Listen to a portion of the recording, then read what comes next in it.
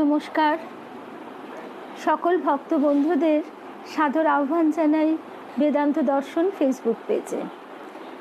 বেদান্ত দর্শন Facebook page থেকে আমরা প্রতি মঙ্গলবার প্রাচীন ভারতের সাধক ও সাধিকা কথা শুনি, তাদের অনুধ্যান শুনি এবং আমরা এর থেকে বুঝতে পারি যে এই ভারতবর্ষ কতখানি সমৃদ্ধ, ঐশ্বর্যশালী আধ্যাত্মিক সম্পদে। আজকে আমরা এই ভোগবাদী যুগের মধ্যে বসে কল্পনাও করতে পারি না যে এর অন্তরালে লুকিয়ে আছে কি এক আশ্চর্য জগৎ, এক আশ্চর্য সূক্ষ্ম জগৎ, এবং সেই সূক্ষ্ম জগতের আনন্দ অপরিসীম। আজকে আমরা যোগীরাজ শ্রী শ্যামাচরণ লাহিড়ী মহাশয়ের কথা শুনব। আর তার আগে আজকে যে কথাটি আমাদের বারবার নিশ্চয়ই সকলের মনে পড়ছে, সকাল 10টাতে আমরা দেখেছি আমাদের পরম প্রিয় মাতাজি, তিনি তার যা কাজ ছিল এই জগতের কাজ শেষ করে তিনি মায়ের কোলে ফিরে গেছেন। শ্রী শ্রী মা বলেছিলেন দুর্গাপুরী দেবী, দুর্গা মাকে, যে তোমরা রইলে আমার ঝুড়ি, অর্থাৎ মূল শ্রী শ্রী মা বলছেন যে বটগাছের মূল কাণ্ডটা শুকিয়ে যায়, মূল গুঁড়িটা শুকিয়ে যায়, কিন্তু গাছটা মরে না, তা সে ঝুড়ি নামিয়ে যায়। তা এই মায়েদের মধ্যে দিয়েই কিন্তু আমরা সেই শ্রী শ্রী মাকেই উপলব্ধি করি, অনুভব করি। মায়েদের সান্নিধ্যে যিনি যতটুকুই এসেছেন তিনি এই কথাটুকু এক বাক্যে স্বীকার করবেন যে শ্রী শ্রী মায়ের গণ্ডি ভাঙা মা, এই কথাটি যে আমরা শুধু শুনেছি, চোখে দেখিনি, এ কথা এখন আর বলতে পারি না। মায়েদের কাছে যে স্নেহ, যে ভালোবাসা, যে আদর আমরা পাই, হয়তো প্রথম দেখা, কিন্তু এক বাড়ির তরেও, ক্ষণিকের তরেও মনে হয় না যে প্রথম দেখা হলো। মনে হয় মা যেন অপেক্ষা করে বসেছিলেন কখন, কবে আমি আসব। তো সেই রকমটি আজকে আমাদের সকাল থেকেই সকলের বারবার মনে হচ্ছে। কিন্তু এই জগৎকে এগিয়ে নিয়ে যাবার যে বিরাট কাজ অবতার ও বরিষ্ঠ শ্রী রামকৃষ্ণ হাত দিয়েছেন, আমাদের গুরুদেব এই কথাটি বলতেন, তার এই বিরাট যজ্ঞে, বিরাট কর্মযজ্ঞে তার কত কত মানে সহচরীরা রয়েছে, তারা তাদের কাজ সেরে আবার সেই রামকৃষ্ণ লোকে ফিরে যান, আবার দরকার মতো তাদের ঠাকুর আবার নতুন কাজে যুক্ত করেন। শুভ সন্ধ্যা। তাই মাকে স্মরণ করে, ঠাকুর মায়ের শ্রী চরণে সাষ্টাঙ্গ প্রণাম নিবেদন করে আজকে আমরা শুরু করব যোগীরাজ শ্যামাচরণ লাহিড়ী, তার অনুধ্যান। অনেকে তাকে বলেন লাহিড়ী বাবা, কেউ বলেন লাহিড়ী মশাই। শ্রী শ্যামাচরণ লাহিড়ী মহাশয়ের চরণেও সাষ্টাঙ্গ প্রণাম নিবেদন করি। ত্রৈলঙ্গ স্বামীর জি তার কথা শুনতে শুনতে আমরা এই কথাটিও শুনেছিলাম যে ত্রৈলঙ্গ স্বামীজি বলছেন যে অবস্থা প্রাপ্ত হলে গায়ে সুতোটি পর্যন্ত রাখা সম্ভব হয় না, তো এই ভদ্রলোক, এই লাহিড়ী মশাই ধুতি পাঞ্জাবি পরে সেই অবস্থায় কি সাবলীলভাবে বিচরণ করছেন। সুতরাং তিনি যে কত বড় যোগী সেটা আমরা অনুমান করতে পারি। তাকে যোগীরাজ, যোগীবর ইত্যাদি বলে আমরা সম্মান প্রদান করি, ভাবি, কিন্তু তিনি এসবের অনেক ঊর্ধ্বে। আজকে আমরা তার যে কাহিনীটি শুনব, কাহিনীর প্রথমেই আশ্চর্য ঘটনাটি শুনতে শুরু করছি। তার আগে একটা কথা বলি, অনেকেই বলে থাকেন যে আমি জন্মান্তর মানি না ইত্যাদি ইত্যাদি। কেউ বাবা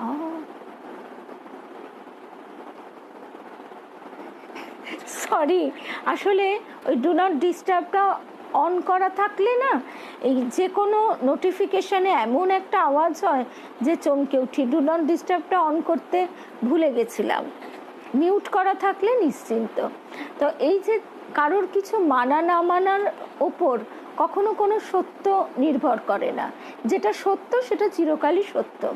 তবে আমরা যদি যুক্তি দিয়ে দেখি, একটা জিনিস চিন্তা করি, আজকে এই 30শে এপ্রিল বসে আমরা ঠিক গত মাসে এই সময় এই মুহূর্তে কি করছিলাম বা কি খেয়েছিলাম, কি কথা বলেছিলাম, আমরা স্মরণ করতে পারি না। আমরা 7 দিন আগের কথাও স্মরণ করতে পারি না।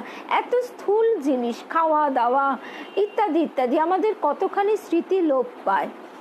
আমরা আমাদের ছোটবেলার স্মৃতি কতখানি হারিয়ে ফেলি, যেটুকু ফিরে ফিরে আসে বিভিন্ন অনুষঙ্গ ধরে, বড়দের কাছে গল্প শুনে, ছবি দেখে ইত্যাদি ইত্যাদি। কিন্তু কত পুঙ্খানুপুঙ্খ ছবি আমাদের হারিয়ে যায়। তাই এই যে জগৎ সংসার একটি সচল ছবি মাত্র, সেই জন্য পূর্ব জন্মের কথাগুলি আমাদের স্মৃতির গভীরে লুকিয়ে থাকে। যখন মানুষ এই আধ্যাত্মিক সাধনার পথে এগিয়ে যায়, তখন তাদের ভিতরে এই শক্তির জাগরণ ঘটে, এবং এই শক্তির জাগরণের ফলে সে বহু সময় বহু সাধক তাদের পূর্বজন্মের স্মৃতি ফিরে পান। অনেকে সেটা প্রকাশ করেন না, আবার অনেকে সেটা খুব ঘনিষ্ঠ সান্নিধ্যে বলেন। যেমন দেবীমার কথাই বারবার মনে পড়ে এই প্রসঙ্গে। দেবীমা আমাদের বলতেন যে এই যে আমরা পিতা মাতা ভাই বোন সন্তানাদি প্রিয় বন্ধু এদের সঙ্গে এত ওতপ্রোতভাবে জড়িত থাকি, কিন্তু এরা কারা? এদের সঙ্গে আমার কদিনের সম্পর্ক, কতটুকু সম্পর্ক?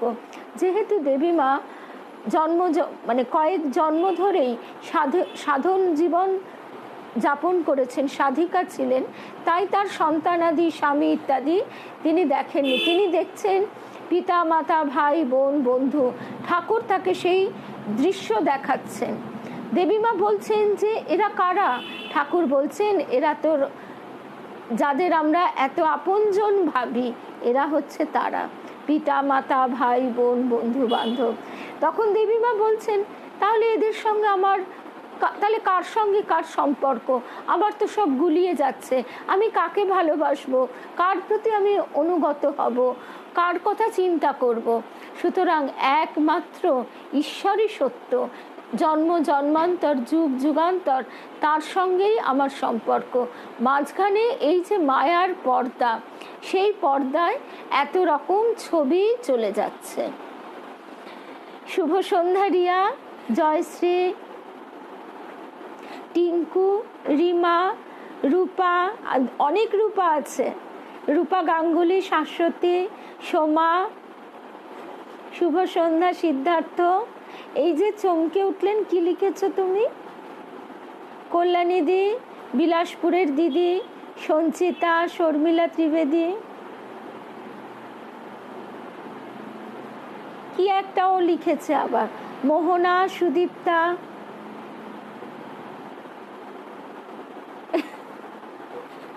আচ্ছা, আমরা এইবারে তাহলে শুরু করি আজকের কথা। এবং শ্যামাচরণ লাহিড়ী মহাশয় তার যে কি অদ্ভুত আশ্চর্য জীবনের কথা, ছোটবেলায় বাবার কাছে বসে বসে গল্প শুনতাম। শুভ সন্ধ্যা স্বপ্নাদি, রুদ্রাণী, রিমা, শুভ সন্ধ্যা। তাহলে শুরু করি। 1861 খ্রিস্টাব্দের কথা, 1861 খ্রিস্টাব্দের কথা। তার মানে তখন কিন্তু ঠাকুর প্রকট লীলায় আছেন। আর একটা কথা, অবতারের যখন আগমন হয় তখন অনেক শক্তির উদ্ভব হয় বিভিন্ন ক্ষেত্রে, এবং বাংলার নবজাগরণও সেই সময়ই হয়েছিল। সমস্ত ক্ষেত্রে আমরা উজ্জ্বল জ্যোতিষ্ক দেখতে পাচ্ছি। 1861 খ্রিস্টাব্দের কথা। হিমালয়ের শুভ সন্ধ্যা মিনুদি, রানীক্ষেত অঞ্চলে এক সেনানিবাস নির্মাণের আয়োজন চলছে। সামরিক পূর্ত বিভাগের এক তরুণ বাঙালি কর্মচারী দানাপুর থেকে সেদিন এখানে বদলি হয়ে এসেছেন। প্রাথমিক কাজকর্ম সবেমাত্র শুরু হয়েছে। সামান্য যা কিছু কাজ হাতে থাকে তাঁবুতে বসে প্রাতেই তিনি তা শেষ করে ফেলেন। তারপর সারাদিন অখণ্ড অবসর। সুদীপ্তা গৌরীকে খুব মিস করি। সুদীপ্তা সব মনে করে করে গৌরীকে বলে, এটা আমার খুব ভালো লাগে। এই শ্যামাচরণ লাহিড়ীর জীবনের কথা আমরা কিছু কিছু শুনেছিলাম, এখানে আমরা আরো বিস্তারিত শুনব। তারপর সারাদিন তার অনিতা, শুভ সন্ধ্যা। তারপর সারাদিন তার অখণ্ড অবসর। এই সময় প্রায়ই পিয়ন ও পাহাড়ি কুলিদের নিয়ে নানা গল্পগুজবে তার সময় কেটে যায়। সামনেই নগাধিরাজ হিমালয়, কন্দরে কন্দরে এর কত যোগী, কত সিদ্ধ সাধু সন্ন্যাসী তপস্যায় রত। জন্ম জন্মান্তরের পুণ্য ফলে কোনো কোনো ভাগ্যবানের জীবনে ঘটে তাদের আবির্ভাব। তাদেরই মাধ্যমে প্রকাশিত হয় দেবতাত্মা হিমালয়ের স্বরূপ। পূর্ত বিভাগের এই কর্মচারীটি স্থানীয় লোকদের মুখে নানা অলৌকিক কাহিনী, নানা জনশ্রুতি শুনেছেন।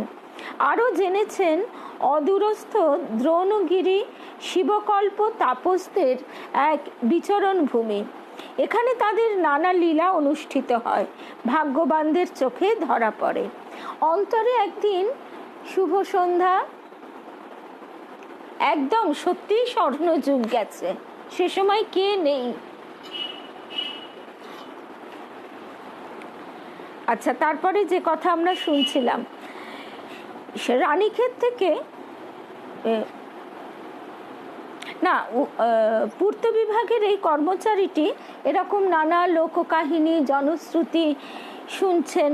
আরও জেনেছেন অদূরস্থ দ্রোণগিরি শিবকল্প তাপসদের এক বিচরণ ভূমি। এখানে তাদের নানা লীলা অনুষ্ঠিত হয়, ভাগ্যবানদের চোখে ধরা পড়ে। অন্তরে একদিন শুভ সন্ধ্যা রিনাদি, অন্তরে একদিন কৌতূহল জেগে উঠল। লক্ষ্মী, সঙ্গীতা, শুভ সন্ধ্যা, যে অন্তরে একদিন কৌতূহল জেগে উঠল পাহাড়টিকে ভালো করে দেখে আসবেন, যদি কোনো মহাপুরুষের সাক্ষাৎ লাভ হয়ে যায়। শুভ সন্ধ্যা কুমকুম দি। রানীক্ষেত থেকে দ্রোণগিরি প্রায় 15 মাইল পথ। চারিদিকে দেবদারু ও চির গাছের ঘন বন। অদূরে দুর্গম পাহাড়ের সারি পরপর উঁচু হয়ে উঠে গেছে।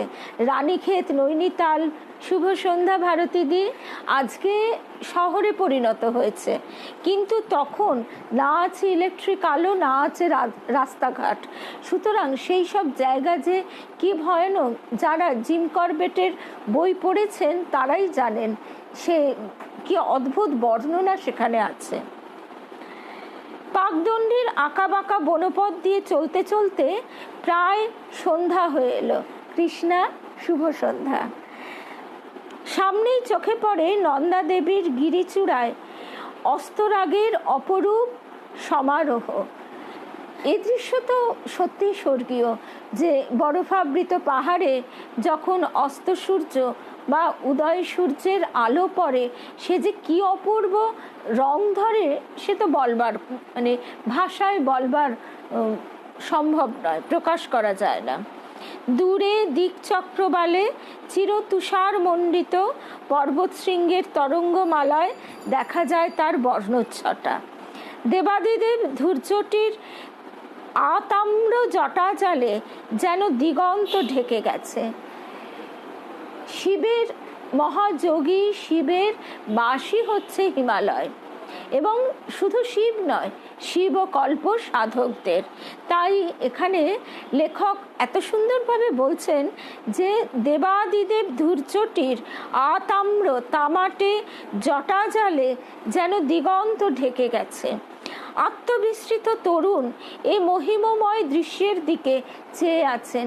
মাস্টারমশাই যখন হিমালয় দর্শন করে এলেন, তখন কথামৃতে আমরা পড়ছি, ঠাকুর বলছেন কীরকম বোধ হলো, হিমালয় দর্শন করে কীরকম বোধ হলো।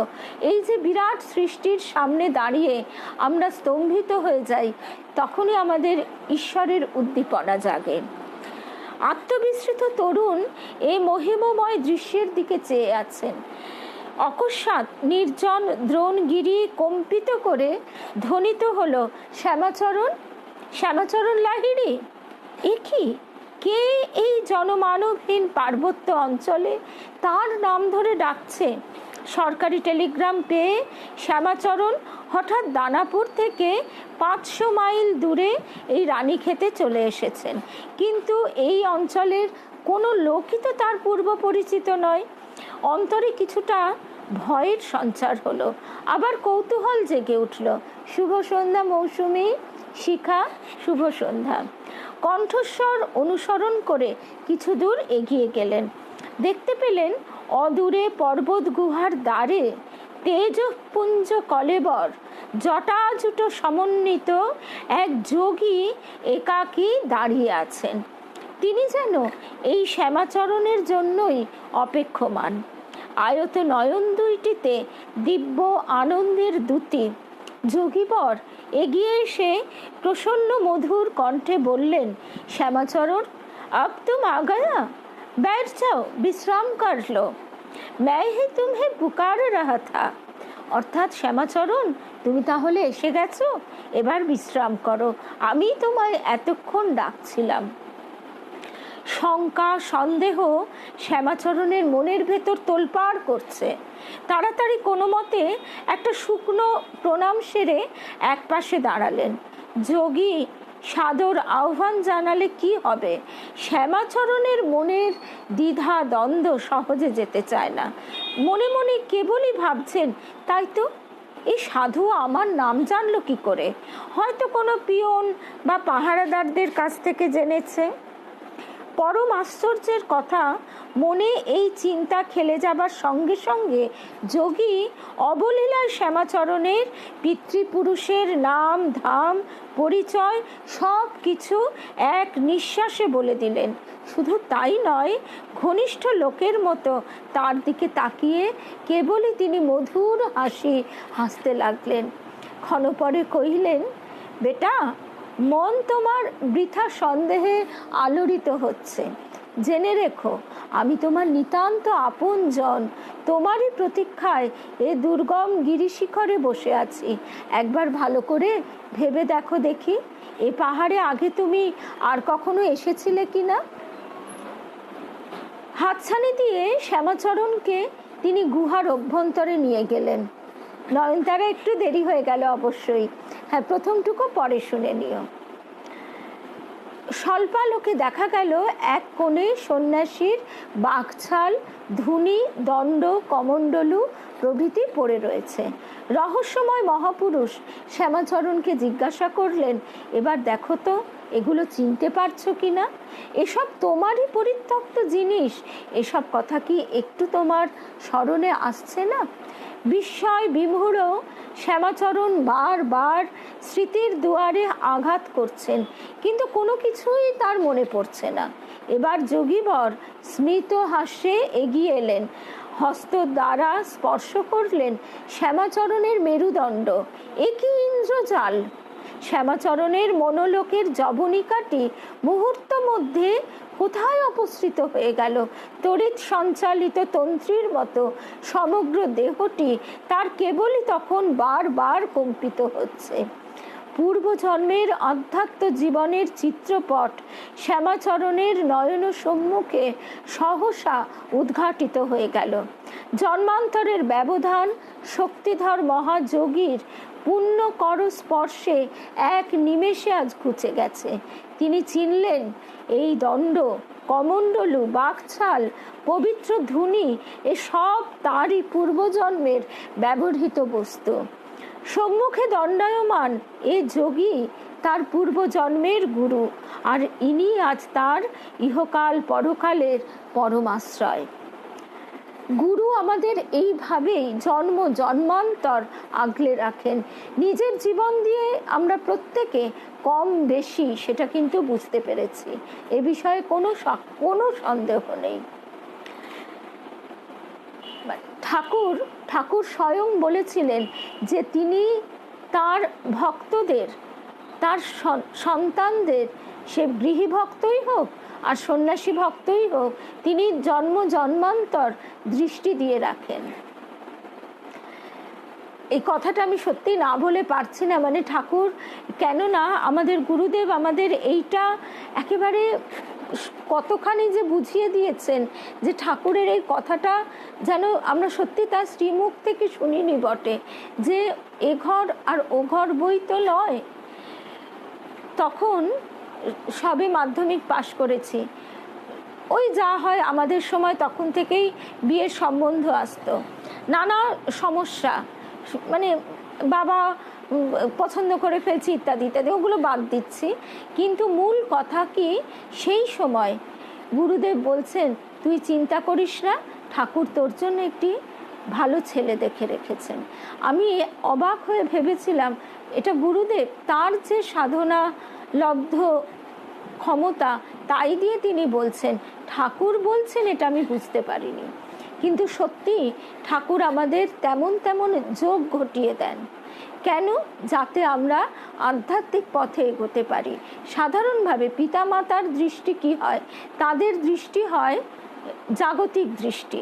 তারা জাগতিক দৃষ্টিতে সব কিছু বিচার করে, লেখাপড়া, টাকা পয়সা, বংশ ইত্যাদি ইত্যাদি, বড় জোর খোঁজ খবর নেয়। কিন্তু ভিতর অবধি তো কেউ জানতে পারে না, সেইটি পারে একমাত্র গুরু ঈশ্বর। এখানেও আমরা তাই দেখছি যে শ্যামাচরণ লাহিড়ী তাকে কিভাবে তার গুরু, পরে আমরা শুনবো, ওখানে টেনে এনেছিলেন।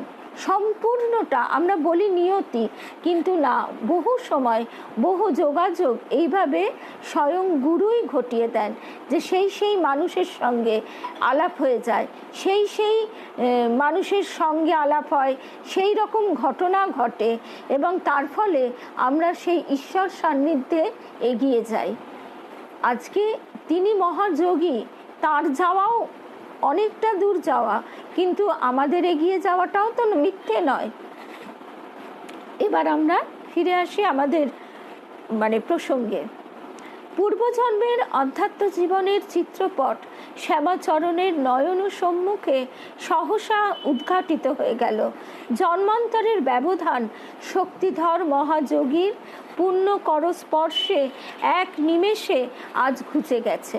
তিনি চিনলেন এই দণ্ড, কমণ্ডলু, বাকছাল, পবিত্র ধুনি এসব তারই পূর্বজন্মের ব্যবহৃত বস্তু। সম্মুখে দণ্ডায়মান এ যোগী তার পূর্বজন্মের গুরু, আর ইনি আজ তার ইহকাল পরকালের পরম আশ্রয়। একদম শুধু স্বীকৃতি নয় সিদ্ধার্থ, এটা কি আমরা ভাবি বটে আমাদের পুণ্যফল, তা নয়। এবারে ঠাকুর এতটাই কৃপা, অহৈতুকী কৃপা দ্বারা জগৎকে উদ্ধার করছেন যে তিনি দেবীমা বলছেন, এটা আমার বোধবুদ্ধির কথা নয়, দেবীমা বলছেন যে ঠাকুর তোমাদের কর্মফল ঠেলে সরিয়ে দিয়েছেন, তাই তো তোমরা এত স্বচ্ছন্দ পথ পাচ্ছ। এই কথাটা প্রতি মুহূর্তে যেন আমরা বুঝতে পারি, বিশ্বাস রাখতে পারি যে এইখানে যদি আমরা ভাবি আমাদের পুণ্য কর্ম, তাহলে একটা অহং ভাব এসে যায়। আমাদের মোটেই পুণ্য ফল নয়, তার অহৈতুকী অশেষ কৃপা। না হলে আমরা ঘর সংসারে মজে থেকে তারপরেও এত কৃপা কি করে পাই? তিনি আমাদের ডেকে ডেকে নিচ্ছেন। আমাদের কতটুকু আধ্যাত্মিক তৃষ্ণা জেগেছে, কতটুকু আমাদের ব্যাকুলতা জেগেছে। তারপর আবার আমরা ফিরে আসি। সাষ্টাঙ্গ প্রণিপাত করে শ্যামাচরণ যুক্ত করে দণ্ডায়মান রইলেন। যোগী সহাস্যে বললেন, বেটা, এসব জিনিস তোমারই আগেকার ব্যবহার করা। তুমি পূর্বজন্মে আমার চেলা ছিলে। সাধনার উচ্চ মার্গে অবস্থান করার কালে তোমার দেহপাত হয়। এ জন্মে ঈশ্বর নির্দিষ্ট কর্ম সম্পাদনের জন্য আবার তোমায় জন্মগ্রহণ করতে হয়েছে। তোমার সেই সাধন সম্পদকে গচ্ছিত বস্তুরূপে রক্ষা করে আমি এই যাবৎ অপেক্ষা করছি। তোমায় দীক্ষা দেবার জন্যই আজ আমার এখানে আগমন। এটা এর সঙ্গে এই কথাটিও আমাদের সবসময় স্মরণ রাখা দরকার যে এই গুরু শিষ্যের সম্পর্ক জন্ম জন্মান্তরের। তাই তার সঙ্গে কখন, কোথায়, কিভাবে দেখা হবে, কোন সূত্রে আমরা তার কাছে পৌঁছবো, সে সবই ঈশ্বর নির্দিষ্ট থাকে। তিনি ঠিক সময় হলে আকর্ষণ করে নেন। তিনি আমাদের ভেতর সেই ব্যাকুলতাও জাগিয়ে দেন। না হলে আমাদের ভেতর কার কজনের আধ্যাত্মিক তৃষ্ণায় আমরা ছটফট করছি, দিব্যি তো আমরা ভোগ সুখে ডুবে আছি। সাষ্টাঙ্গ প্রণিপাত করে যোগীবরের কাছে শ্যামাচরণ আরও যেসব তথ্য শুনলেন, তাতে তার শুভ সন্ধ্যা তৃপ্তি, তাতে তার বিস্ময়ের অবধি রইল না। যোগী বললেন, বাবা, তোমায় এখানে আসতে আদেশ করে যে টেলিগ্রাম তোমার কার্যস্থল দানাপুরে পাঠানো হয়, তা ওপরওয়ালা সাহেবের ভ্রান্তির ফলেই ঘটেছে। আমরা জানি যে যতই মানুষ মানে একেবারে মনোযোগ সহকারে অফিসিয়াল কাজ করুক না কেন, ভুল তো মানুষ মাত্রেই হয়, এবং ভুলটি এখানে করিয়ে দেওয়া হয়েছে। এক স্থানের নাম করতে গিয়ে সে আরেক স্থানের উল্লেখ করেছে। স্বয়ং গুরু বলছেন, এ ভ্রান্তি আমিই ঘটিয়েছি, জেনে রাখো। আবার 7 দিন পরেই তোমার কাছে আদেশ আসছে দানাপুরে ফিরে যাবার জন্যে, ততদিনে আমার কাজও শেষ হয়ে যাবে। সাধারণ সংসারী মানুষ শ্যামাচরণের জীবনে এ কি অলৌকিক কাণ্ড!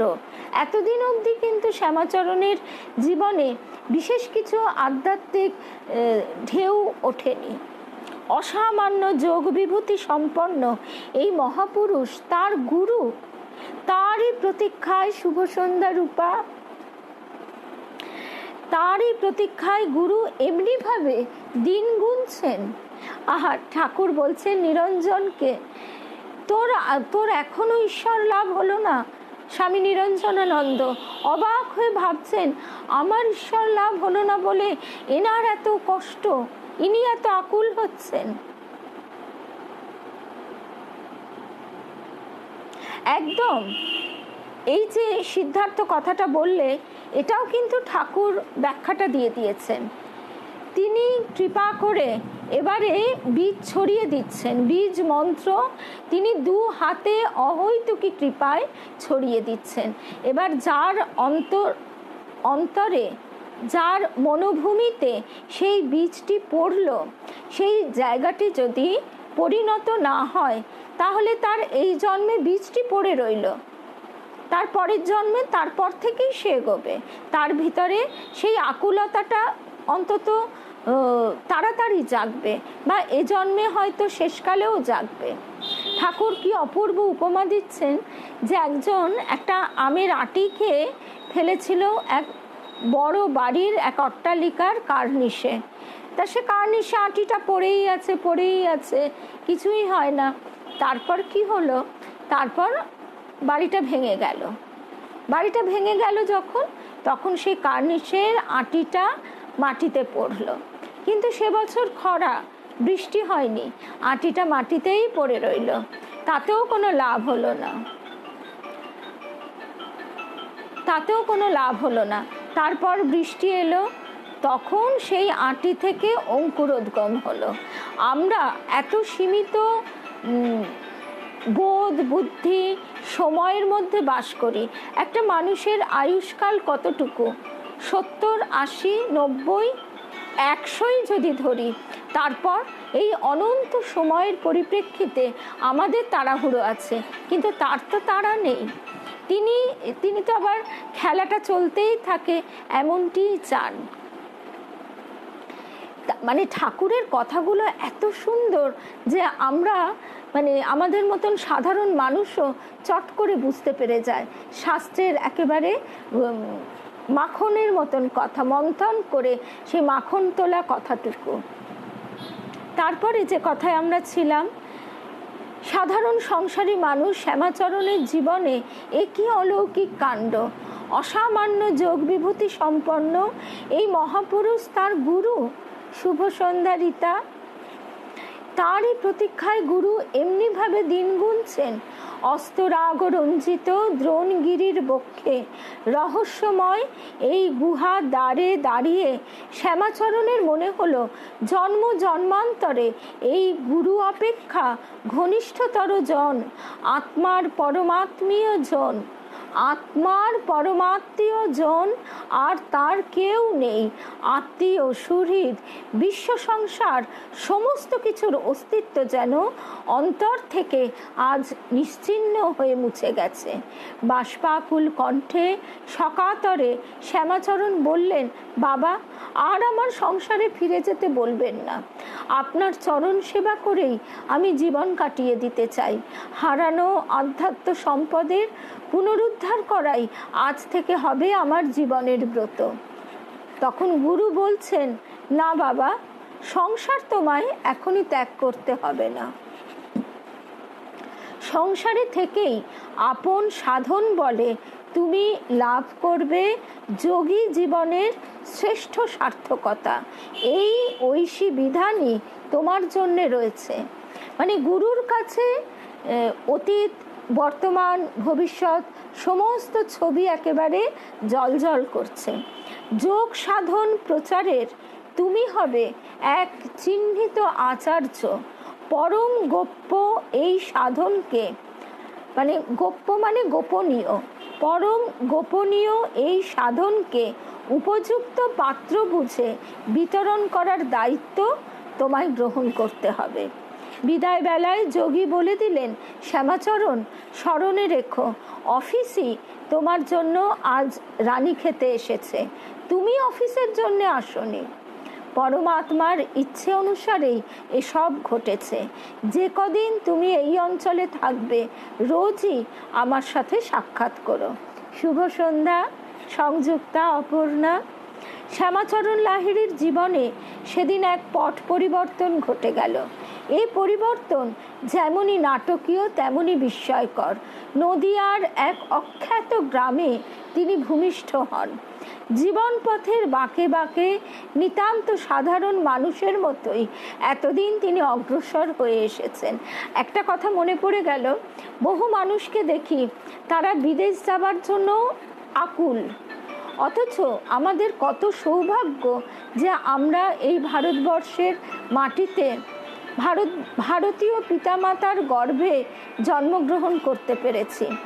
নবদ্বীপ, নদিয়া, এই সমস্ত জায়গা মানে আধ্যাত্মিক উৎকর্ষ এতখানি, যেখানে স্বয়ং মহাপ্রভুর জন্ম হয়েছে, সেখানে যোগীরাজ শ্যামাচরণ লাহিড়ীর জন্ম হয়েছে।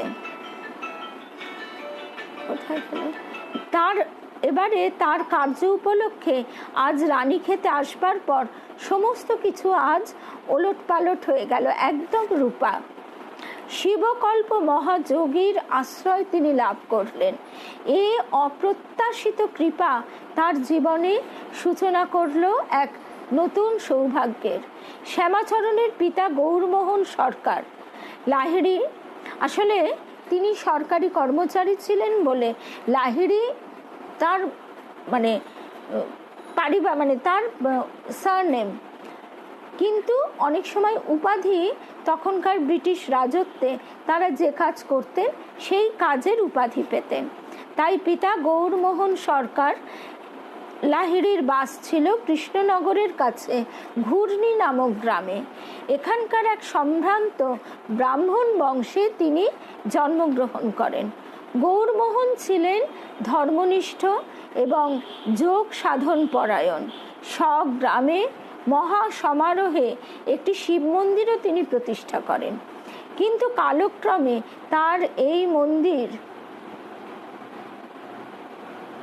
একদম, এবং সেখানে চাকরের মতন কাজ করি, সেখানে চাকরের মতো, দাসের মতন নিজেদের মান সম্মানও খুইয়ে সেখানে কাজকর্ম করে এখানে এসে আবার যাকে খুব চলতি ভাষায় ফুটানি বলে সেটাও দেখাই।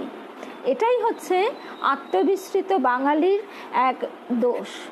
এই কথা, আত্মবিস্মৃত বাঙালি কথাটা নীরজী চৌধুরী বহুকাল আগে বলে গেছিলেন।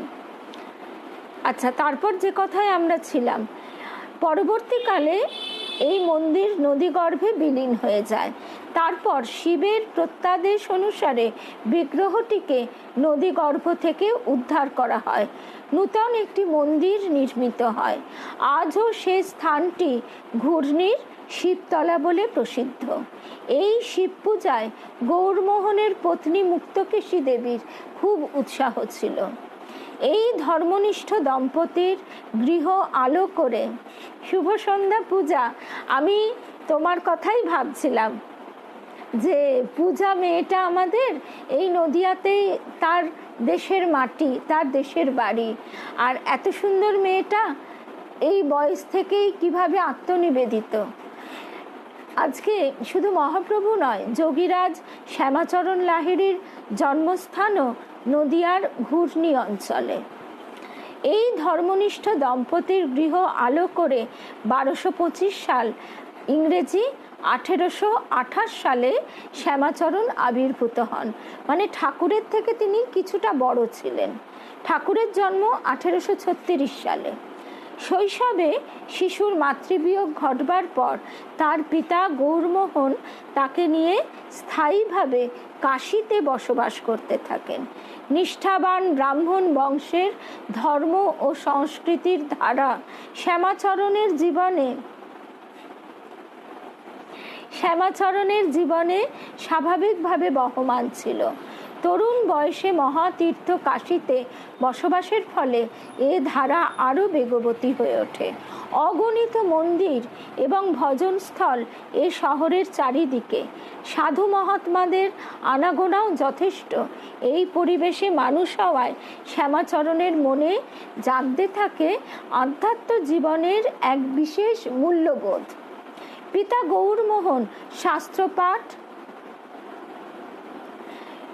গৌরমোহন শাস্ত্রপাঠ ও ধর্মসাধনায় চিরবিশ্বাসী। নিষ্ঠা ভরে ঋগ্বেদ পাঠ করা ছিল তার প্রতিদিনের অভ্যাস। কাশীতে যখন নাগভট্ট নামে এক বেদবিদ মহারাষ্ট্রীয় ব্রাহ্মণের খুব প্রতিষ্ঠা, তারই কাছে বালক শ্যামাচরণকে কিছুদিনের জন্য বেদ শিক্ষার্থী রূপে রাখা হলো। গৌরমোহন প্রাচীন ভারতের ধর্ম ও সংস্কৃতির ভক্ত হলেও পুত্রকে শিক্ষাদানের ব্যাপারে আধুনিক ভাবধারাকেও কখনো অগ্রাহ্য করেননি। তখন ব্রিটিশ রাজত্ব। শ্যামাচরণের জন্য তিনি ইংরেজি শুধু নয়, উর্দু শিক্ষারও ব্যবস্থা করেন। তাছাড়া রাজা জয়নারায়ণ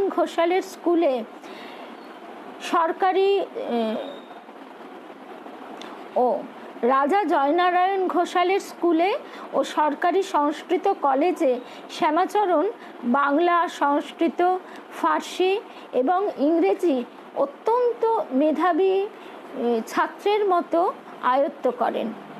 স্কুল কলেজের সহপাঠীরা এই সুদর্শন, গৌরকান্তি, মেধাবী তরুণকে খুবই ভালোবাসত। 18 বছর বয়সে শ্যামাচরণকে বিবাহ বন্ধনে আবদ্ধ হতে হয়। নববধূ কাশীমণির বয়স তখন মাত্র 8 বছর। শালিখার এক পণ্ডিত ঘরে কাশীমণির জন্ম।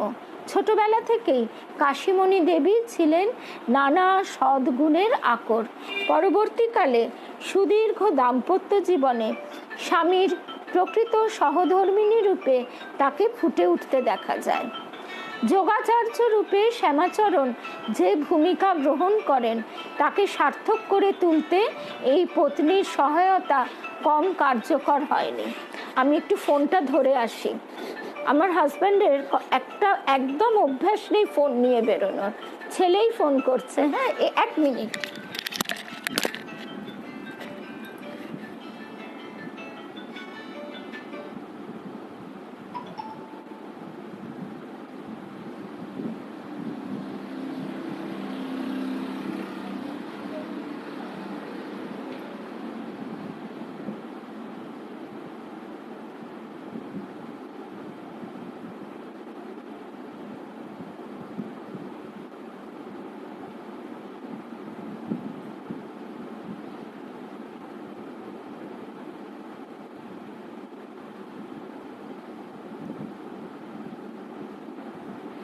হ্যাঁ, তুমি ফোন করছো? না, বাবা যথারীতি ফোন নিয়ে যায়নি, আমি আলটিমেটলি ধরলাম, আমার পাঠ চলছে এখন। হ্যাঁ, এখানে এসো।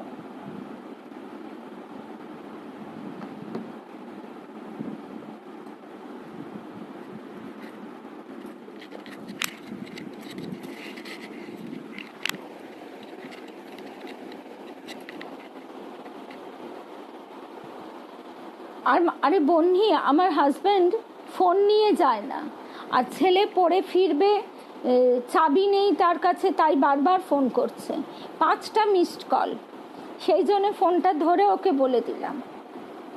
আচ্ছা, আমরা আবার ফিরে আসছি। 23 বছর বয়সে পরবর্তীকালে সুদীর্ঘ দাম্পত্য জীবনে স্বামীর প্রকৃত সহধর্মিণী রূপে তাকে ফুটে উঠতে দেখা যায়। যোগাচার্য রূপে শ্যামাচরণ যে ভূমিকা গ্রহণ করেন তাকে সার্থক করে তুলতে এই পত্নীর সহায়তা কম কার্যকরী হয়নি। অর্থাৎ এটিও তার অশেষ কৃপা যে উপযুক্ত স্বামী, উপযুক্ত স্ত্রী না পেলে তার যেমন বিড়ম্বনা, তেমনি স্ত্রীও যদি উপযুক্ত স্বামী না পায়। এই কথাটা ঠাকুর স্বয়ং বলেছেন। কখন? ঠাকুর তো আবার ঘটকালিও করেছেন। ভবতারিণী মায়ের বিয়ের সময় উপেনের সঙ্গে যখন বিয়ে হবে তখন ঠাকুর তো বিয়ের ঘটকালি করছেন, এদিকে উপেনের অবস্থা তখন একদম ভালো নয়। আর ভবতারিণী মায়ের বাড়ি থেকে একদম মত নেই উপেনের সঙ্গে বিয়ে দেবার, কিন্তু ঠাকুর জোর দিয়ে বলেছিলেন যে ও একজন আধ্যাত্ম পথে তার এগিয়ে চলবার মতন স্বামী পাবে এবং সেও একজন বিদ্যা স্ত্রী পাবে।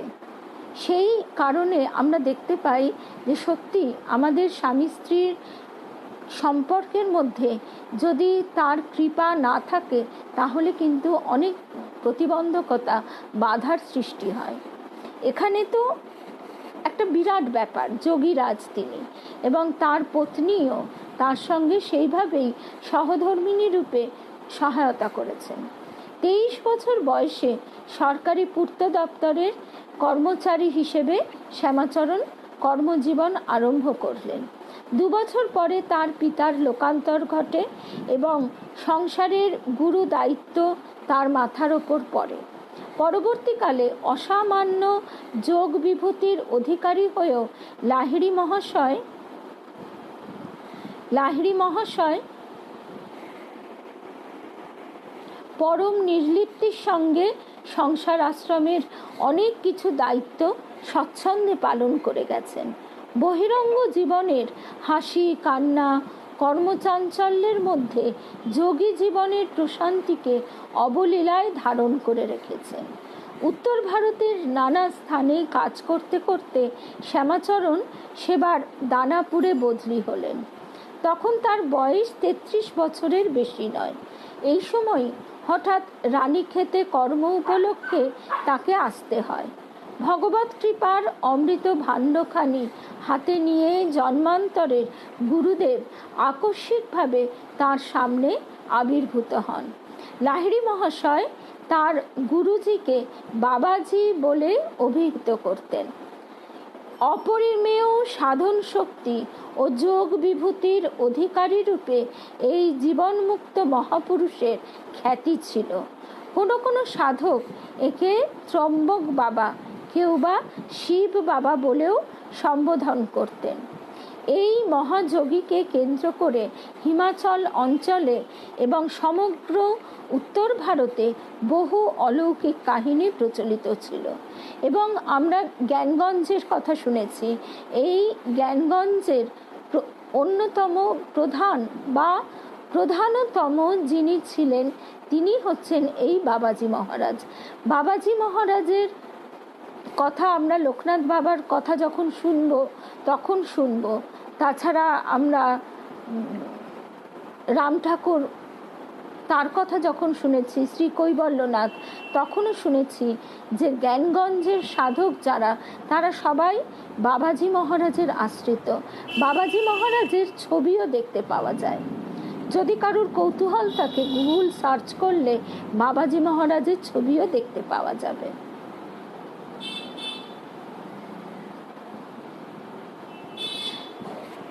একদম বহ্নি যে কথা বলছে,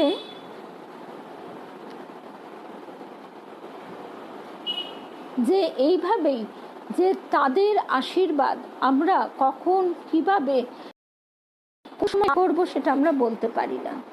এবং এই জীবনে চলার পথে জীবন সঙ্গীকে নিয়ে সিদ্ধার্থ যে কথা বলেছে, তার কৃপা ব্যতীত উপযুক্ত জীবন সঙ্গী না পেলে বাস্তব জীবনে যেমন কঠিন হয়, দুর্বিষহ হয়, তেমনি অনেক সময় দেখা যায় যে লৌকিক জীবনে হয়তো অসুবিধা হলো না, কিন্তু আধ্যাত্মিক জীবনের পথে অনেক বাধা প্রতিবন্ধকতা এলো। সুতরাং তার কৃপা এক্ষেত্রে বিশেষভাবে আমাদের প্রার্থনীয়। এই মহাযোগীর কথা আমরা এর আগেও শুনেছি এবং তার অদ্ভুত রূপ ছিল, এখানে সে কথাও বলা হচ্ছে। তার বয়স 100 বছরেরও বেশি, কত বেশি কেউ জানে না, কিন্তু যোগ বলে এই মহাত্মা স্থির যৌবন মূর্তি রক্ষা করতে সমর্থ ছিলেন। যোগেশ্বর মহাপুরুষ রূপে উচ্চকোটি সাধক সমাজে তার অসামান্য প্রতিষ্ঠা। লাহিড়ী মহাশয়ের গুরুকৃপা লাভের মূলে প্রধানত ছিল তার পূর্বজন্মের সঞ্চিত সাধনা, জন্মান্তরের অর্জিত মহাসম্পদ। শিষ্যের পূর্বস্মৃতি উদ্বোধনের জন্য গুরু তাই বারবার বলতে লাগলেন, শ্যামাচরণ, ইয়ে তো তোমারই আপনি চিজ হ্যায়, অর্থাৎ এই যে তোমারই নিজস্ব সম্পদ। প্রথম সাক্ষাতের পরদিনই লাহিড়ী মহাশয় যোগীবরের পাহাড়ের কাছে তাঁবু ফেললেন। অফিসের সামান্য যা কিছু কাজ থাকত, এখান থেকেই তিনি সেগুলি সমাধান করতেন। তারপর রোজ উপস্থিত হতেন বাবাজির গুহায়। সারাদিন তার পবিত্র সঙ্গ লাভের পর দিনান্তে তাঁরই দেওয়া যৎসামান্য আহার্য সেখানে বসে গ্রহণ করতেন। গুরু একদিন বললেন, শ্যামাচরণ, দীক্ষা বীজ রোপণ না করলে পরম প্রাপ্তি হয় না। এবার সেই দীক্ষা আমি তোমাকে দেব। লগ্ন এসে গিয়েছে। মানুষ এমনই হয়, বহু বহু মানুষকে বলতে শুনি, দীক্ষা না নিলে কি হয়, দীক্ষা নেবার কি দরকার। পাশ্চাত্যের বহু মানুষ, তারা তো এসব করে না, এমনকি তারা কোনো ধর্ম মানে না, ইত্যাদি ইত্যাদি। কিন্তু ওই যে আমরা আমাদের নিজস্ব সম্পদের কথা বেমালুম ভুলে গেছি, গিয়ে পাশ্চাত্যের ভোগবাদকে নকল করবার চেষ্টা করছি। তাদের যে ভালো গুণটা সেটা আমরা দেখছি না, শুধু সেটা নেবার দিকে আমাদের যত না মন, তার থেকে অনেক বেশি মন তাদের ভোগের দিকে, কোথায় কিভাবে তারা ভোগ করছে সেদিকেই আমাদের নজর। সুতরাং এমনকি কথাও লোকে বলে যে কেন শুধু ঠাকুরের নাম করলেই তো হয়, অবশ্যই হয়, কিন্তু এই দীক্ষার যে কতটা গুরুত্ব, কতটা গভীরতা, তা যদি আমরা এই বিষয়গুলি নিয়ে আলোচনা করি বা এই আধ্যাত্মিক অনুধ্যান করি, তাহলে আমরা বুঝতে পারি। তারপর আমরা যে কথায় ছিলাম, এইটি আজকে আমাদের শেষ প্রসঙ্গ, 9:18 হয়ে গেছে। গুরু একদিন, সারাদিন তার পবিত্র সঙ্গ লাভের পর দিনান্তে তারই দেওয়া যৎসামান্য আহার্য সেখানে বসে গ্রহণ করতেন। সকালবেলা তার কাজ একদমই তাই, কিন্তু সেটা আমরা ভুলে গেছি। গুরু একদিন সারা সকাল থেকে তিনি তার অফিসের কাজ তাড়াতাড়ি শেষ করে তার মন প্রাণ পড়ে থাকতো কখন গুরু সান্নিধ্য লাভ করবেন। গুরু একদিন বললেন, শ্যামাচরণ, দীক্ষা বীজ রোপণ না করলে পরম প্রাপ্তি হয় না। এবার সেই দীক্ষা আমি তোমাকে দেব। লগ্ন এসে গিয়েছে। দিন স্থির হলো। আগের দিন লাহিড়ী মশাই দেখলেন গুহার এক প্রান্তে একটি মাটির পাত্র ঢাকা অবস্থায় রয়েছে। যোগী বললেন, বাবা, এর ভেতর যা আছে সবটা গলাদ্ধকরণ করে ফেলো। পাত্রটি খুলে দেখা গেল কোনো তৈল জাতীয় পদার্থে উহা পূর্ণ। লাহিড়ী মশাই ভাবলেন হয়তো ভুলবশত এই পাত্রে কেউ তেল রাখবে। তাকে ইতস্তত করতে দেখে বাবাজি দৃঢ় স্বরে নির্দেশ দিলেন, আরে क्या देखते हो, सब पी डालो। আর বিলম্ব না করে লাহিড়ী মশাই সবটা উদরস্থ করে ফেললেন। পাহাড়ের কাছেই গগাস নদী। যোগীবর আদেশ দিলেন, বাবা এবার তোমাকে নদী সৈকতে গিয়ে পড়ে থাকতে হবে। আদেশ পালিত হলো। নদী তীরে পৌঁছবার সঙ্গে সঙ্গে শুরু হলো অনবরত ভেদ, অর্থাৎ পায়খানা, পটি এবং বমন। লাহিড়ী মহাশয় বমি এবং ওইভাবে নিঃসারে তার অনবরত পায়খানা হয়ে যাচ্ছে, অত্যন্ত দুর্বল হয়ে পড়লেন। নদীর তীর কাকড় আর বালিতে আচ্ছন্ন, এখানে শুয়েও নিস্তার নেই। হঠাৎ খরস্রোতা গিরি নদীতে তীব্র বান ডাকল।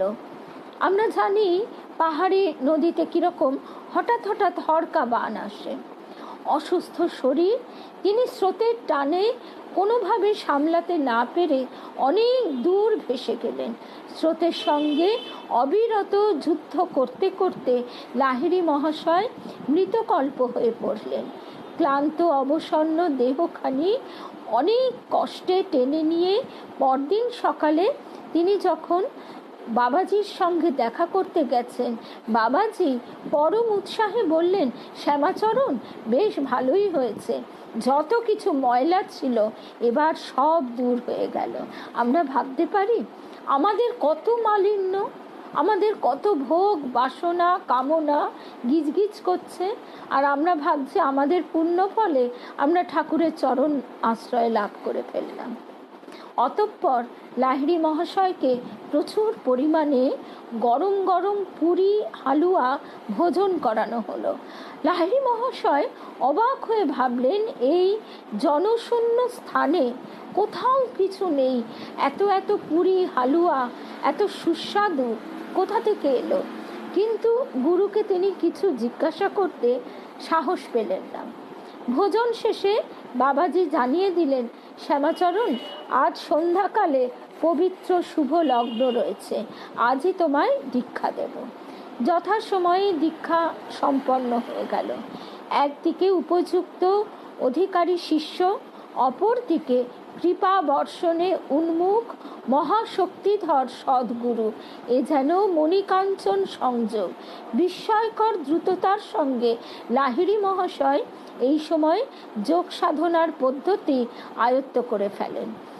অত্যন্ত দ্রুততায়, বিস্ময়কর দ্রুততায় গুরু শক্তিতে উদ্দীপিত নবীন সাধক অতীন্দ্রিয় রাজ্যের নানা দুর্লভ অনুভূতি এই সময় লাভ করলেন।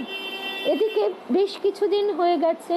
বাবাজি মহারাজ সেদিন তার প্রিয় শিষ্যকে স্নেহালিঙ্গন দিয়ে বললেন, বেটা তোমায় আরও বেশ কিছুকাল সংসার আশ্রমে বাস করতে হবে। মানব কল্যাণের জন্য যোগ সাধনার প্রচার আবশ্যক, আর এ কাজে বিশিষ্ট আচার্য রূপে তোমার এক গুরুত্বপূর্ণ ভূমিকা রয়েছে। আমরা কেউ জানি না যে এইভাবে দেবতাত্মা হিমালয়ের কোলে কত সাধক রয়েছে। রাম ঠাকুর, তারপরে কি বলে রাম ঠাকুর, বিজয় কৃষ্ণ গোস্বামী, লোকনাথ বাবা, এরা গুরুর নির্দেশে সবাই কিন্তু এই মানুষের কাছে নেমে এসেছেন।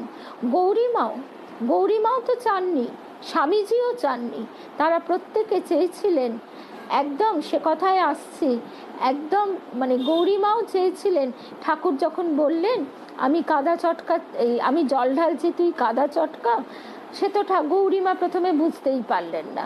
তারপর যাও বা বুঝলেন, যখন বুঝলেন তখন তিনি বললেন, তুমি আমায় কটা মেয়ে দাও, আমি হিমালয়ে নিয়ে গিয়ে গড়ে পিটে এনে দিচ্ছি। ঠাকুর একদম একদম নির্দেশ দিলেন, এই টাউনে বসেই তোকে কাজ করতে হবে। আর স্বামীজিও তো আমরা জানি সেই একই রকমভাবে তিনিও চেয়েছিলেন যে এই আধ্যাত্মভাবে একেবারে বিভোর হয়ে থাকতে, সেই সমাধির উচ্চ মার্গে। কিন্তু নির্বিকল্প সমাধিতে স্বামীজি যখন স্থিত থাকতে চাইলেন, তখন ঠাকুর তাকে বললেন যে, ওরে আমি তো তোকে ছি ভেবেছিলাম তুই বটগাছ হবি, এই জগতে কত মানুষকে তুই আশ্রয় দিবি। তা ঠিক সেই রকম এখানেও আমরা জানি না যে কত কত আধ্যাত্মিক তেজ সম্পন্ন শক্তিধর মহাপুরুষরা আছেন। তবে এটা ঠিক যে তারা আছেন এবং তাদের যে শক্তি, সেই শক্তি এই পৃথিবীতে বিচ্ছুরিত হচ্ছে, এবং তার ফলে এই যে হানাহানি কাটাকাটি, এই যে বিশ্বযুদ্ধ বারে বারে, এই যে ধিকে ধিকে আগুন জ্বলছে চারিদিকে, এই সমস্ত কিছুকে সামলে রাখা, আগলে রাখা এদেরই তপশক্তির প্রভাবে চলছে। এদের বিরাট শক্তির প্রভাবে জগৎ আজও কিন্তু চলতে পারছে। তাই এবার গুরুর নির্দেশ হলো যে তোমাকে ফিরে যেতে হবে পূর্বের কর্মস্থলে।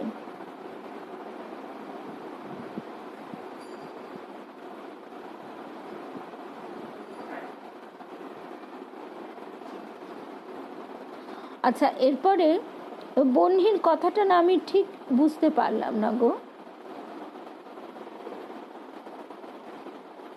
আচ্ছা, সিদ্ধার্থ যেটা বলছেন রিফাইন করে নেওয়া, একদম তাই। ঠিক এরকমই একটা ঘটনার কথা বলে শেষ করব। দেবেন্দ্রনাথ মজুমদার ঠাকুরের গৃহী শিষ্য, ভক্তমালিকায় তার কথা আছে, এবং কলকাতায় এন্টালিতে শ্রী রামকৃষ্ণ অর্চনালয় প্রতিষ্ঠা হয়েছে দেবেন্দ্রনাথ মজুমদারের বাড়িতে। তারও এরকমই একটা ঘটনা ছিল, আছে, সে কথায় আসছি। কিন্তু বেটা, এবার যে তোমার রানী খেতে আর থাকা চলবে না, পূর্বেকার কর্মস্থলে ফিরে যেতে হবে। আসন্ন বিচ্ছেদের কথা শুনে লাহিড়ী মশাইয়ের চোখে জল নেমে এলো। গুরু আশ্বাস দিয়ে বললেন, শ্যামাচরণ, দুঃখ করো না, আর শোনো, প্রয়োজন মতো যখনই তুমি আমার স্মরণ করবে তখনই আমার সাক্ষাৎ পাবে, এ কথা নিশ্চয় যেন। নবীন যোগী সেদিন সদ্গুরুর চরণে নিবেদন করলেন এক বিশেষ প্রার্থনা। আপন মোক্ষের স্বপ্নের সাথে জাগলো জগৎ হিতের কথা যুক্ত করে তিনি বললেন, বাবা, আমার একান্ত অনুরোধ, ত্রিতাপ ক্লিষ্ট স্বল্পায়ু মানবের কাছে আপনার এই যোগ সাধনকে সহজলভ্য করে দিন, দিব্য করুণার ধারাকে ছড়িয়ে দিন আমাদের জীবন মরুতে। বাবাজি মহারাজ উত্তরে বললেন, বেটা, ঐশী কৃপা ধারণ করার জন্য চাই ক্ষেত্রের প্রস্তুতি। ক্ষেত্র প্রস্তুত, এই কথাটা আমরা আমাদের গুরুদেবের কাছে বারবার শুনেছি। বাবাজি মহারাজ বলছেন, সমাজের ভেতরে থেকে এ প্রস্তুতিতে তুমি সাহায্য করো। উত্তরকালে সার্থক যোগী শ্যামাচরণ লাহিড়ীর মাধ্যমে এই কৃপার ধারা বহু ভাগ্যবানের জীবনে বিস্তারিত হয়েছিল। বাবাজি একদিন লাহিড়ী মহাশয়কে ডেকে বললেন, শ্যামাচরণ, সময় হয়েছে, প্রস্তুত হও, এবার তোমার বদলির নির্দেশ আসছে, তোমায় রানীক্ষেত ত্যাগ করতে হবে। বড় মর্মান্তিক কথা। শ্যামাচরণের দুই চোখে জলের ধারা নেমে এলো। গুরুজির কাছে তিনি আত্মসমর্পণ করেছেন, সারা অস্তিত্ব আজ তারই চরণে কেন্দ্রীভূত, কোন প্রাণে তাকে ছেড়ে যাবেন? তাছাড়া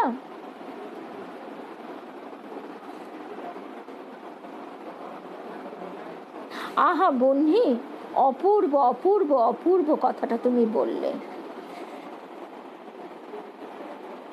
অপূর্ব।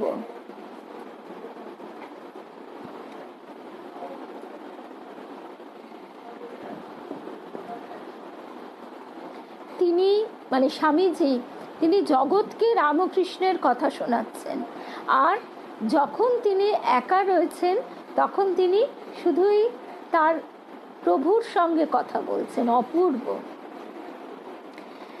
তো তারপরে কি হলো, গুরুজির কাছে তিনি আত্মসমর্পণ করেছেন, কোন প্রাণে তাকে ছেড়ে যাবেন।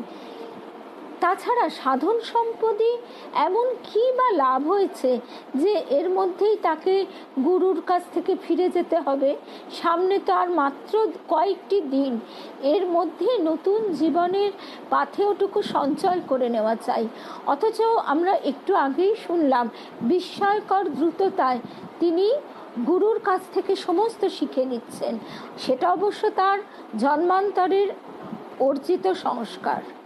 শক্তিধর গুরু যোগসিদ্ধির অনেক কিছু ঐশ্বর্য এই সময়ে অকৃপণ করে ঢেলে দেন। এই কথাটাও বিশেষ উল্লেখযোগ্য, বিশেষভাবে লক্ষণীয় যে গুরু ঢেলে দেন। গুরু যদি না দেন শিষ্য পেতে পারে না। আত্মনিবেদিত, এই আত্মনিবেদন ভালোবাসা গুরুর প্রতি যার যতটা, তার ভিতরে ততটাই গুরু শক্তি ক্রিয়াশীল হয়। আত্মনিবেদিত শ্যামাচরণ অপূর্ব নিষ্ঠার সঙ্গে তা গ্রহণ করেন। রোজকার সাধনা ও যোগক্রিয়া শেষ হলে লাহিড়ী মশাই গুরুর চরণে এসে বসেন। যোগ রাজ্যের নানা সাধন রহস্য শ্রবণ করেন।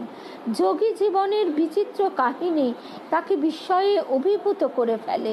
সিদ্ধ যোগী মহাত্মাদের লীলাভূমি এই পবিত্র হিমালয়, প্রতি শৃঙ্গে প্রতি গুহাকন্দরে এর আধ্যাত্ম লোকের কত নিগূঢ় ধন, গুপ্তধন সঞ্চিত রয়েছে তার পরিমাপ কে করবে। বাবাজি মহারাজের মুখ থেকে শ্যামাচরণ এই রকম বিভিন্ন আশ্চর্য কথা শুনতে থাকেন। এই অবধি আজকে আমরা শুনলাম। এরপর আমরা শুনব যে আগামী সপ্তাহে একথাটা আমরা শুনেছি যে অশ্বত্থামা, তার মৃত্যু হয়নি, তিনি আজও আছেন। এবং এই কথাই এবার বাবাজি মহারাজ শ্যামাচরণ লাহিড়ীকে বলবেন যে অশ্বত্থামা আজও এখানে খরম পায়ে গভীর রাতে হেঁটে চলে বেড়ান। দিব্য দেহজ্যোতিতে চতুর্দিক আলোকিত হয়ে ওঠে। তবে এ সমস্ত দৃশ্য সাধারণ মানুষ তো দূরের কথা, সাধারণ সাধকের, মানে যারা সাধনা সবে শুরু করেছেন তাদের চোখেও আসে না। এই জন্য বারবার আমাদের মনে রাখতে হবে আমাদের ইন্দ্রিয়গুলির সীমাবদ্ধতা।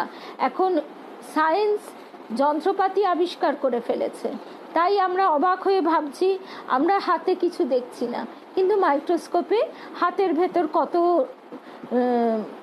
জীবাণুর লীলাকাণ্ডই দেখতে পেয়ে যাব।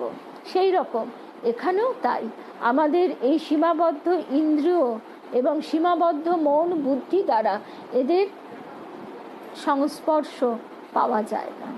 আচ্ছা, এবারে এই ঠাকুরের সময়ের যে কথাটা বলছিলাম সেটা বলে শেষ করি। দেবেন্দ্রনাথ মজুমদার তিনিও আকুল হয়েছিলেন। আকুল হয়ে তিনি পাথুরিয়াঘাটা ঠাকুর বাড়িতে খাতা লেখার কাজ করতেন। আর ঠাকুর বাড়িতে যেহেতু তিনি কাজ করতেন, তাই ঠাকুর শ্রী রামকৃষ্ণের কথা বাণী তার কাছে এসে পৌঁছত। তিনি অ্যাটর্নি বিশ্বনাথ দত্তের সঙ্গে নানা কাজের সুবাদে পরিচিত ছিলেন, কারণ তারা তো জমিদার। দেবেন্দ্রনাথ ঠাকুর, রবি ঠাকুরের পরিবার পাথুরিয়াঘাটা ঠাকুর বাড়িতে সেরেস্তায় কাজ করতেন। তারা জমিদার বলে তাদের মামলা মোকদ্দমাও লেগে থাকতো। সেই সুবাদে বিশ্বনাথ দত্তের সঙ্গে তার পরিচয়, এবং সেখানেই নরেন্দ্রনাথের সঙ্গে, আর রাখাল নরেন্দ্রনাথের সহপাঠী স্বামী ব্রহ্মানন্দের সঙ্গেও পরিচয়। কিন্তু তখনও পর্যন্ত তিনি ঠাকুরকে দেখেননি, অথচ তিনি ব্যাকুল হচ্ছেন ওই এখনও তারে চোখে দেখিনি, শুধু বাঁশি শুনেছি, এই রকম অবস্থা। তিনি 3 মাস, যেহেতু দেবেন্দ্রনাথ ঠাকুরও আধ্যাত্মিক উন্নত পুরুষ ছিলেন, তাই দেবেন্দ্রনাথ ঠাকুর তাকে এই সুযোগ দেন। ঠাকুর বাড়িতে একটি ঘরে 3 মাস তিনি দরজা বন্ধ করে আকুলভাবে সাধনা করছেন। সে সাধনা কিছুই না, তিনি পাগলের মতো চুল ছিঁড়ছেন, মাথা টুকছেন যে তুমি যদি থাকো আমায় দেখা দাও। 3 মাসের মধ্যে তাকে শুধু একবার খাবার দিয়ে আসা হতো। এরপরে তিনি 3 মাস পরে ছাদে গেছেন। নতুন নবোদিত সূর্যের আলোকে তার মনের ভিতর থেকে কে যেন বলে উঠল, গুরু চাই। সেই সময় তিনি পাগলের মতো কালনায় ভগবান দাস বাবাজির কাছে দীক্ষা নেবার আকাঙ্ক্ষায় ছুটে যাচ্ছেন, কিন্তু যেতে গিয়ে পথে বাধা পড়ল। হঠাৎ তিনি দেখলেন একজনের বাড়িতে তিনি ঢুকে পড়েছেন, পরিচিত একজনের বাড়িতে। দেখছেন টেবিলের ওপর ঠাকুরের কথা রয়েছে। তখন ঠাকুরের কথা অনেকেই ওই পত্রপত্রিকায় একটু একটু লিখত। সেই কথা পড়ে তিনি ব্যাকুল হলেন, তিনি ছুটে যাবেন দক্ষিণেশ্বরে। তখনও তিনি অবাক হয়ে দেখছেন যে সব যেন সাজানো। ঠিক নৌকাটি অপেক্ষা করেছিল একজন লোকের জন্যই। তিনি ওঠা মাত্র নৌকা ছেড়ে দিল, দক্ষিণেশ্বরে এলেন। ঠাকুর তাকে প্রথম দর্শনেই কাছে টেনে নিলেন, ত্রিভঙ্গ ঠামে দাঁড়িয়ে বললেন, কি গো, একে দেখতে এলে? আসলে দেবেন্দ্রনাথ মজুমদার কৃষ্ণ ভক্ত ছিলেন। তিনি মাছ মাংস খেতেন না, তাই তাকে বিষ্ণু ঘরের প্রসাদও দিলেন। তারপর ঠাকুর তাকে তার হাত ভেঙে গেছে সেসব দেখাচ্ছেন, কত কথা গল্প। আর দেবেন্দ্রনাথ মজুমদার অবাক হয়ে ভাবছেন যে এটা ঢং নয় তো। আমাকে জিজ্ঞেস করছেন হাতটা সেরে যাবে।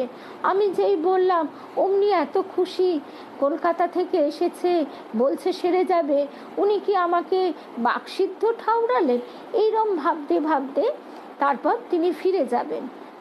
ঠাকুর তাকে বললেন, দেখো তোমার শরীরটা ভালো বোধ হচ্ছে না, তুমি গিয়ে ডাক্তার দেখিও। ফেরবার পথে তার সঙ্গী হলেন বাবুরাম। বাবুরামের সঙ্গে নৌকা করে যেতে যেতে শুধুই ঠাকুরের কথা। কিন্তু ঠাকুরের কথা হচ্ছে বটে, কিন্তু তার পেটের ভেতর, বুকের ভেতর সে যেন একেবারে দুমড়ে মুচড়ে উঠছে যন্ত্রণায়। বাড়ি গিয়ে এমন যন্ত্রণা, এমন ভেদ বমি, 40 দিন তিনি শয্যাশায়ী রইলেন। এবং যখনই তিনি চোখ খোলেন দেখেন শিয়রের কাছে ঠাকুর দাঁড়িয়ে আছেন। তারপরে 40 দিন পর যখন তিনি সেরে উঠলেন তখন কিন্তু তিনি আতঙ্কিত হলেন। তিনি ভাবলেন না একবারও, তার মন তখন একথা তাকে বোঝালো যে তুমি ওইখানে গেছিলে ওই পরমহংসকে দেখতে, তাই তোমার এরম হলো। কিন্তু তিনি ভাবলেন না যে আমার কোনো মৃত্যু যোগ থেকে আমি বেঁচে গেলাম।